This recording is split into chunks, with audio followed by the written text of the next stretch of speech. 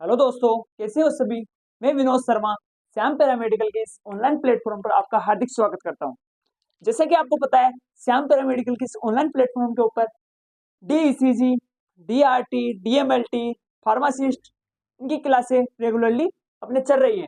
अपन बात कर रहे थे डीएमएलटी के सब्जेक्ट की। डीएमएलटी के अंदर सेकंड ईयर के अंदर जो पैथोलॉजी सब्जेक्ट चल रही थी उसी की। तो पैथोलॉजी के अंदर अपने जो अमेंडिंग है, स्पेसिमेन है, बायोप्सी है, जो भी टिश्यू प्रोसेसिंग की जो भी स्टेप है वो क्या है, कंप्लीट हो चुकी थी। उसके बाद में अपन ने बात की थी सेक्शन कटिंग की। सेक्शन कटिंग के अंदर कैसे माइक्रोटोम का यूज करके अपन सेक्शन, उसके थिन सेक्शन अपन स्लाइड पे लेते हैं, उसी की भी अपन ने बात कर ली थी। आज उसी को आगे बढ़ाते हुए नेक्स्ट जो स्टेप होती है वो होती है स्टेनिंग। स्टेनिंग क्या होता है?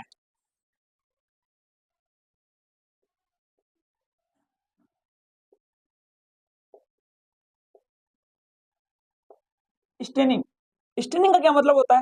स्टेनिंग का मतलब ये होता है कि जो भी टिश्यू या सेल, जो भी इन्फेक्टेड टिश्यू या सेल जिसका अपन ने क्या किया, ब्लॉक या अम्बेडिंग के माध्यम से उसकी सेक्शन कटिंग की या माइक्रोटोम की सहायता से, तो उसको क्या करते हैं, कलर प्रोड्यूस करना। उसको कलर प्रोड्यूस करना, वही क्या होता है, स्टेनिंग होता है। कलर प्रोड्यूस क्यों करते हैं? क्योंकि जो भी सेल के अंदर सेल ऑर्गेनल्स है, जो भी सेल के अंदर सेल ऑर्गेनल्स है, उनको क्या करते हैं, अपन माइक्रोस्कोप में ऑब्जर्वेशन करते हैं। उसके लिए क्या होते हैं, वो अपने को वो सेल का आइडेंटिफिकेशन क्या होता है, अच्छे से हो जाता है। इसीलिए क्या करते हैं अपन, स्टेनिंग करते हैं। स्टेनिंग का मतलब क्या होता है कि किसी भी टिश्यू या सेल को कलर प्रोवाइड करवाना। किसी भी सेल या टिश्यू को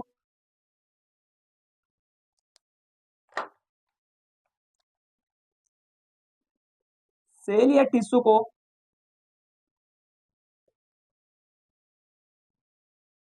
कलर प्रोवाइड करवाना।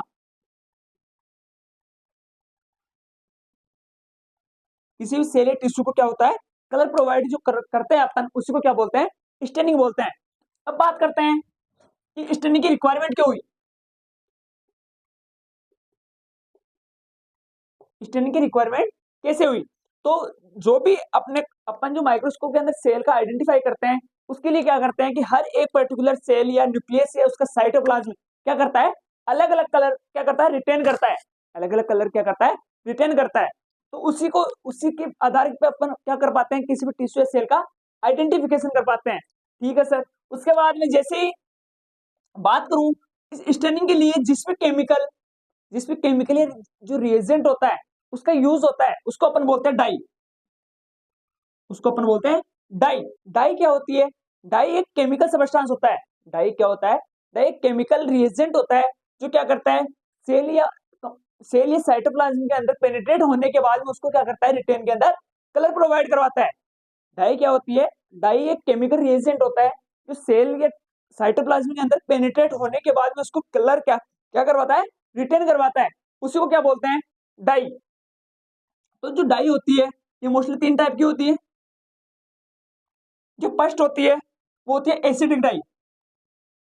वो होती है एसिडिक डाई। सेकंड होती है वो होती है बेसिक डाई। वो होती है बेसिक डाई। और जो थर्ड होती है वो होती है कॉमन डाई। वो होती है कॉमन डाई। जो एसिडिक डाई होगी, जो बेसिक डाई होगी या जो कॉमन डाई होगी, ये किसके ऊपर डिपेंड करेंगे, ये करेंगे सेल के कंपोनेंट के ऊपर। सेल के कंपोनेंट के ऊपर कि कैसे, जैसे ही सेल की जो दो पार्ट होते हैं सेल के अंदर, एक होता है न्यूक्लियस और दूसरा होता है साइटोप्लाज्म। ऐसे समझो, सेल है, इसके दो पार्ट है। फर्स्ट है न्यूक्लियस और सेकंड है साइटोप्लाज्म। फर्स्ट है न्यूक्लियस और सेकंड है साइटोप्लाज्म। जो न्यूक्लियस होता है उसका जो नेचर होता है वो होता है एसिडिक नेचर का। वो होता है एसिडिक नेचर का। और ये जो साइटोप्लाज्म होता है ये होता है बेसिक नेचर का। ये होता है बेसिक नेचर का। ये जो नेचर है इसका, इसी के आधार पे अपन क्या करते हैं, डाई का यूज करते हैं। कैसे करते हैं कि जो एसिडिक डाई होगी, जो या जो जिस पे सेल या कंपोनेंट का एसिडिक नेचर होगा, उसके लिए अपन यूज करते हैं बेसिक डाई। उसके लिए अपन क्या यूज करते हैं, बेसिक डाई। और जो बेसिक नेचर का, जो जिसमें सेल कंपोनेंट का नेचर बेसिक होगा, उसके लिए अपन यूज करते हैं एसिडिक डाई। उसके लिए क्या करते हैं, एसिडिक डाई, मतलब क्रॉस बॉन्डिंग, मतलब क्रॉस बॉन्डिंग डाई का यूज करते हैं कि सेल का यदि नेचर एसिडिक है तो उसके लिए अपन यूज करेंगे बेसिक डाई का, और जिसका सेल कंपोनेंट का नेचर यदि बेसिक है तो उसके लिए करेंगे अपन एसिडिक डाई का। ये समझ में आया आपके। उसके बाद में जो कॉमन डाई होती है, जो कॉमन डाई होती है, ये क्या करता है, ये एसिडिक को भी, ये क्या करता है, एसिडिक कंपोनेंट को भी,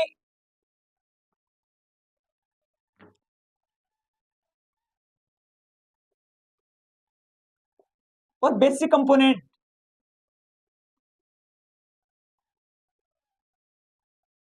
एसिड कंपोनेंट को भी और बेसिक कंपोनेंट को भी, दोनों को क्या करता है, ये कलर प्रोड्यूस करता है, दोनों को क्या करता है, ये कलर प्रोड्यूस करता है। तो इसके जो, इसका जो एग्जांपल होगा वो होगा एच स्टेन, वो होगा एच स्टेन।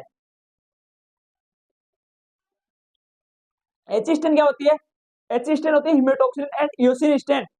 हिस्टोपैथोलॉजी के अंदर सबसे जो कॉमन स्टेन जो यूज करते हैं अपन, वो करते हैं एच स्टेन या कॉमन डाई स्टेन। ठीक है सर।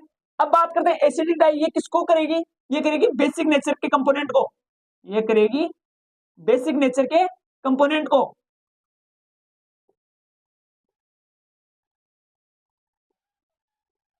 ये करेगी बेसिक नेचर के कंपोनेंट को, और जो बेसिक डाई है ये करेगी एसिड नेचर के कंपोनेंट को।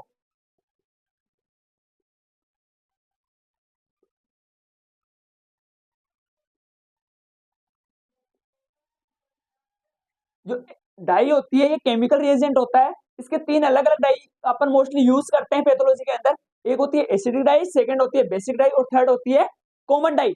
जो एसिडिक डाई होगी वो क्या करेगी, बेसिक जो कंपोनेंट होंगे सेल के अंदर, जो बेसिक कंपोनेंट होंगे उनके स्टैंड करेगी, और जो बेसिक डाई है वो सेल के जो एसिडिक कंपोनेंट है उनको स्टैंड करेगी, और जो कॉमन डाई है वो क्या करेगी, एसिड और बेसिक दोनों सेल के कंपोनेंट को क्या करेगी, स्टैंड करेगी। ठीक है सर। इसके बाद में ये तो है कि सेल के अंदर अपन किस किस का यूज करते हैं।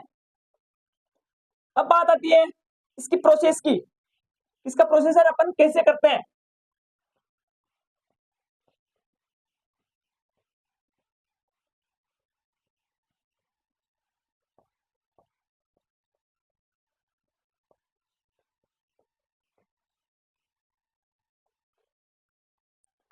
स्टैंडिंग प्रोसेसर की बात करते हैं अपन।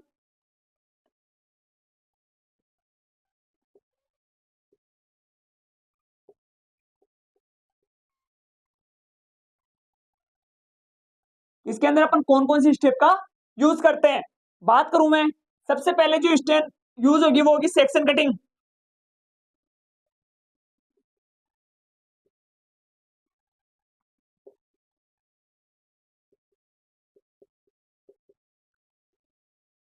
सेक्शन कटिंग टिश्यू की, कि अम्बेडिंग के बाद में क्या करते हैं अपन, उसकी सेक्शन कटिंग करते हैं, और क्या करते हैं अपन, उसको स्लाइड के ऊपर ट्रांसफर करते हैं। उसके बाद में जो स्टेप होगी फर्स्ट, वो होगी डीपैराफिनाइजेशन की।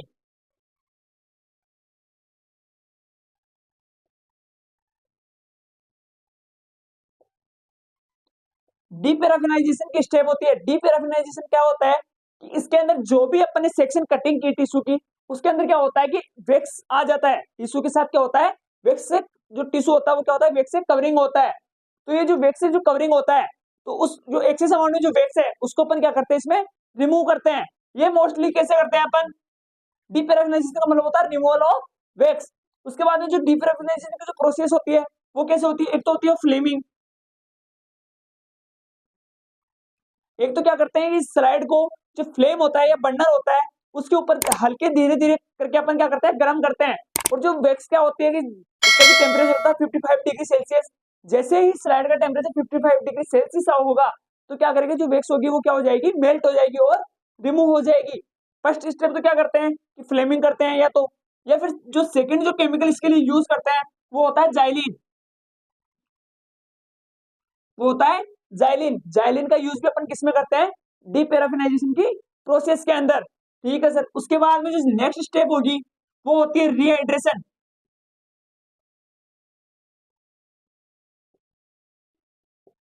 वो होती है रीहाइड्रेशन। रीहाइड्रेशन का क्या मतलब हुआ कि जैसे ही अपन ने टिश्यू का डीपैराफिनाइजेशन उसका किया, जैसे टिश्यू का डीपैराफिनाइजेशन की जो प्रोसेस की, उसके बाद में जो टिश्यू है वो क्या हो जाएगा, उसके अंदर जो हाइड्रोजन आयन है, ये जो वाटर की जो कंसेंट्रेशन है वो क्या हो जाएगी, कम हो जाएगी या बिल्कुल एब्सेंट हो जाएगा। उससे क्या होगा, जो टिश्यू होगा वो क्या हो जाएगा, बिल्कुल डेलिकेट हो जाएगा, या फिर बिल्कुल आप अपन बोल सकते हैं उसको कि वो बिल्कुल सूख जाएगा। तो जैसे ही वो ड्राई होगा टिश्यू, तो उसको अपन वापस रिहाइड्रेट करते हैं,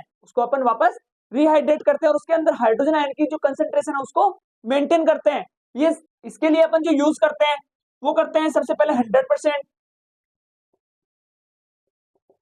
सबसे पहले करते हैं 100% acetone, then 90%, then 80%, then 70% alcohol.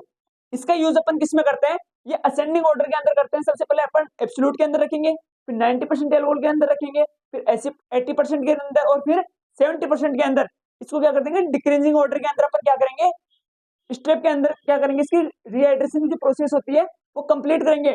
अब ये जो 90% जो बनता है, ये जो 90% एल्कोहल बनता है वो कैसे बनता है, इसके लिए अपन क्या करते हैं कि 100 ml मान के 90 ml, तो इसके अंदर अपन क्या लेंगे, एब्सोल्यूट एल्कोहल, और प्लस 10 ml क्या मिला देंगे उसके अंदर, डिस्टिल वाटर। तो जो उसकी जो कंसेंट्रेशन हो जाएगी, या उसकी जो कंसेंट्रेशन पावर होगी वो हो जाएगी 90%। 80% के लिए 80 ml तो अपन क्या लेंगे, एब्सोल्यूट एल्कोहल, तो 20 ml क्या लेंगे अपन, डिस्टिल वाटर। ऐसे ही जो 70% अपन जो प्रिपेयर करते हैं उसके लिए अपन कैसे होगा कि 70 ml तो क्या लेंगे, एब्सोल्यूट एल्कोहल, प्लस उसके अंदर 30 ml क्या मिला देंगे, डिस्टिल वाटर। तो ये क्या होगा कि इसकी एक जो कंसेंट्रेशन वो कितनी हो जाएगी, 70%। तो इसको जो रिहाइड्रेशन की जो प्रोसेस होती है उसको अपन कैसे करते हैं, असेंडिंग ऑर्डर के अंदर या डिक्रीजिंग ऑर्डर के अंदर। उसके बाद में जैसे ही रिहाइड्रेशन की जो प्रोसेस होती है वो कंप्लीट हुई, उसके बाद में अपन क्या करते हैं, स्टेनिंग। वैसे अपन क्या करते हैं, इसमें स्टेनिंग करते हैं। अब स्टेनिंग अपने को कौन सी वाली करनी है, यदि फेट की स्टेनिंग करनी है, फेट के लिए स्टेनिंग करनी है, तो उसके लिए अपन ऑयल रेड इमर्शन करते हैं, ऑयल रेड इमर्शन करते हैं, या फिर कार्बोहाइड्रेट के लिए करनी है तो उसके लिए पास करते हैं। तो हर एक पर्टिकुलर सब्सटेंस के लिए, पर्टिकुलर किसी भी कंपोनेंट के लिए अपन क्या करते हैं, पर्टिकुलर स्टेन करते हैं। उसी को क्या बोलते हैं, स्पेशल स्टेनिंग। उसी को क्या बोलते हैं, स्पेशल स्टेनिंग। तो कौन सी वाली स्टेनिंग अपने को करनी है, या कौन सी डाई उसके अंदर यूज करनी है, तो वो क्या करते हैं अपन, यूज करते हैं। रिहाइड्रेशन के बाद में क्या करते हैं, यूज करते हैं। देन उसके बाद में स्टेनिंग करने के बाद में अपन उसको क्या करेंगे, वॉश। उसको अपन क्या करेंगे, वॉश करेंगे। जो इसको वॉश करेंगे वो अपन करेंगे रनिंग टेप वाटर में।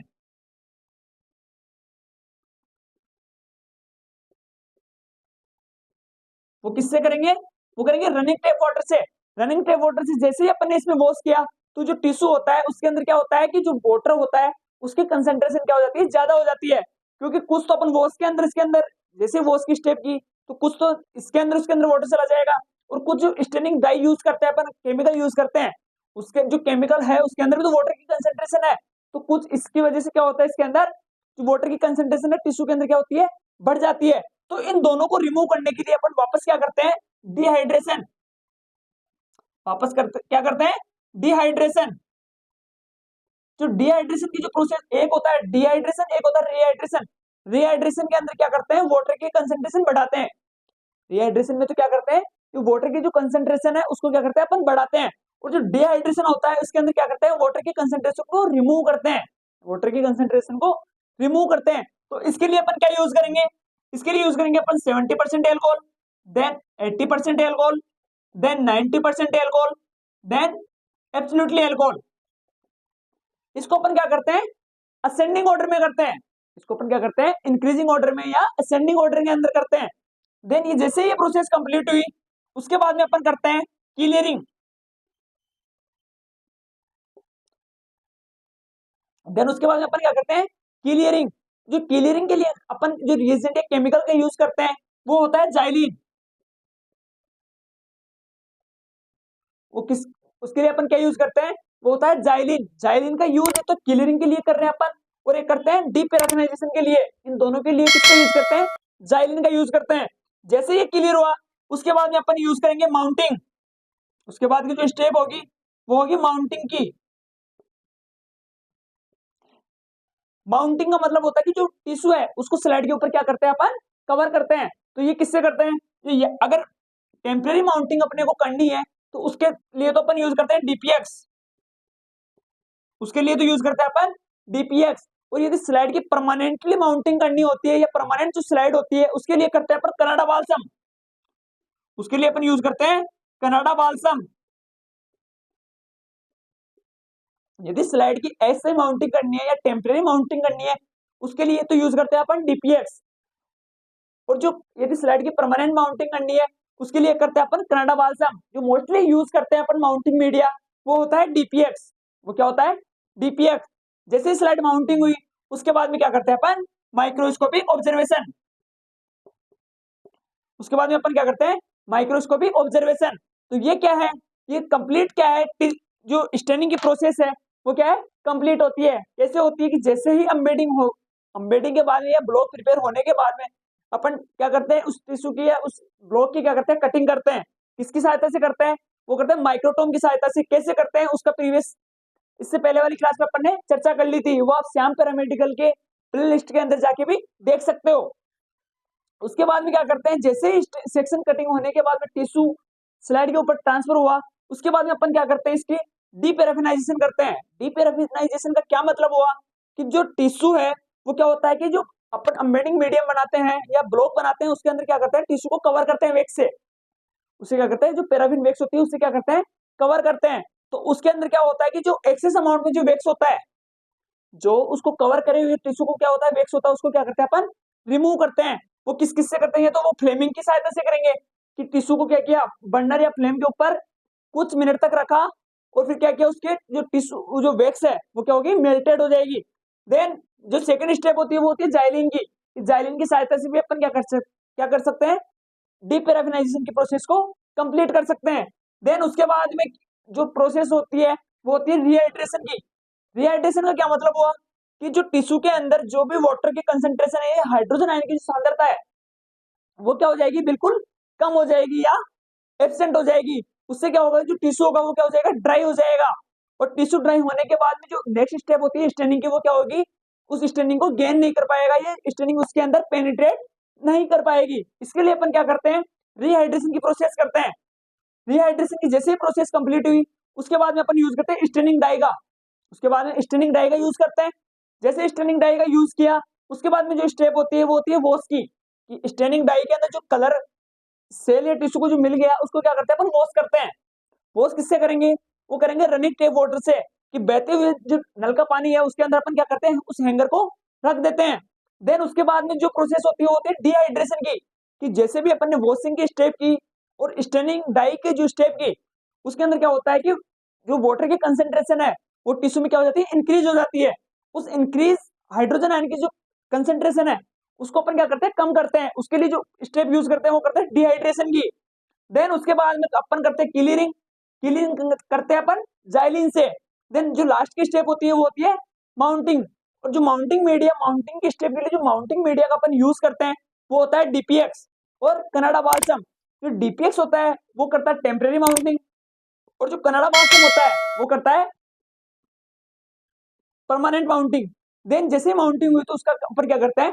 Microscopic observation. तो ये इस क्लास में अपन ने बात की स्टेनिंग की। तो कैसे स्टेनिंग होती है, कौन कौन सी डाई का अपन मोस्टली यूज करते हैं।